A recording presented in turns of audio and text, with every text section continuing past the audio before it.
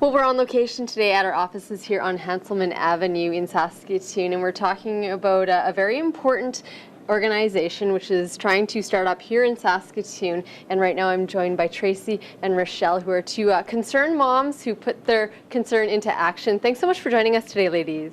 Thanks for having us on. All right, so tell us first about how the two of you met and started to join forces. Well, I went to a national conference this year in Ottawa, and I thought I was going to be the only person from Saskatchewan, and I happened to meet up with Rochelle, which was awesome. Excellent. Now, we are speaking about Tourette Syndrome today, and that's what brought you together. You both brought your daughters on the conference as well, so it was a bit of a family experience. Yeah, using the word conference is actually kind of odd because really it's education and even a party to some extent, and it's for the whole family, and it's amazing. When we went as a family 2 years ago, it was the very first time ever in 8 years that my daughter got to meet another human being with Tourette Syndrome. Really? It was crazy, and it was life-changing. And we knew there were people here, but without a chapter of the organization in Saskatchewan, it was difficult for us to connect. So meeting Tracy was amazing. Yeah. That's awesome. So you obviously saw a need to have a community here in Saskatoon where, so other people don't have to have that similar experience like your daughter where they've never met someone else with the same syndrome. One thing that I noticed yesterday looking online at Tourette.ca is this is a completely misunderstood illness. It's, in movies and in media, it's made out to be something that it's not. Right. I guess Hollywood has made this into kind of a glamorization of something that it's really not. It doesn't truly represent what Tourette's really is. And the problem with Tourette's is that each individual has such a unique tic. My daughter's tic, for example, is coughing, and the next person it can be sneezing or it can be swearing. So there's a lot of variations of what the tics are. And so people don't always know when they look at somebody what's wrong with them. Right. So in movies, it's always, that one person who's loudly swearing and saying profanities and things that are, not appropriate for that time and situation. But in real life, you can have these tics of any variety of different actions and sounds. That's right. So vocal and motor tics. They wax and wane, so they come and go. They change over time, makes it very complicated.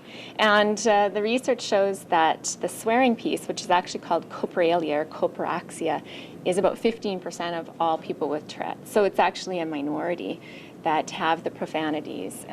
But the idea is still there where it's an involuntary movement or sound based on something that's getting stuck in the brain because it is a neurochemical disorder. Okay, interesting. And it's also interesting to know that it mostly affects younger people.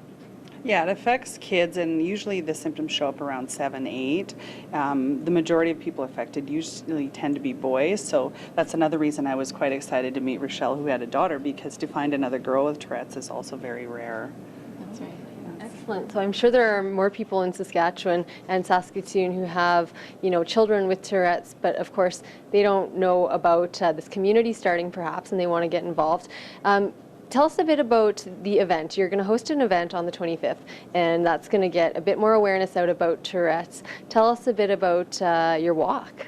That's a 5-kilometer fun walk/run, and it's going to be held here in Saskatoon along the Meewasin Trail, starting at the Victoria Boathouse, right behind Riversdale Pool. So we're starting there at 2 o'clock, Sunday, March 25th, and we're going to be trekking 2.5 kilometers east to the University Bridge and back. And so far, just by putting up posters and whatnot, I think we're getting close to maybe having about 50 to 70 people showing up. And my guess is there's a lot of people that said they're going to come, they just haven't signed up yet. So Right. I think we're looking at our goal is about 100. Wow, that's a great turnout, considering it's such a busy time for walks and fundraisers right now, that you've got to be proud of that. Yeah, we're hoping to get a lot of people. We've put up ads all over Saskatoon where we can. We've put up ads on Facebook, and already we've had certain people contact us and say, hey, I'm interested, my child has Tourette's. So we're really excited about having the opportunity to meet other people. Excellent. Now tell us a bit more about your hopes for this group forming in Saskatoon. Yeah, well, 3 main reasons why we want this trek to happen. One, awareness of the disorder itself. I think the more people understand what Tourette's is, the easier life will be for our daughters in particular and everybody else with the illness. Number 2, raising funds is also a big part. This is the 4th annual Across Canada trek, so other communities all across Canada will be trekking on the exact same day at the exact same time. And this is Saskatoon's very first. So we want to make a mark across Canada as being great fundraisers as well. And the third is building that community. Like Tracy said, we've already been connecting with other families who said, wait a second, I thought we were all alone, just like we did. So it's just been absolutely amazing to build that community. And this event should do that for us. That's excellent. So ladies, some of our viewers are probably watching right now and they're thinking, we want to get in touch with these two, this dynamic duo, and we want to get involved. How can they get in touch with you? They can go onto the website at www.tourette.ca, and it has the contact information on there. They can phone the national office and they can get in touch with us, or they can give us a call at our phone numbers. My phone number is 933-2219, and they can also call Rochelle at 371-8348. Okay, great. Thank you so much for joining us today, ladies. We hope you have a great event, great success with it, and I know this group is going to form a strong union here in Saskatoon and be able to support other families like your own. Yeah, thanks so much for having us. Thank you. All right, thank you. I'll have you stay with us. After the break, we'll have more on Shaw TV, so stay tuned.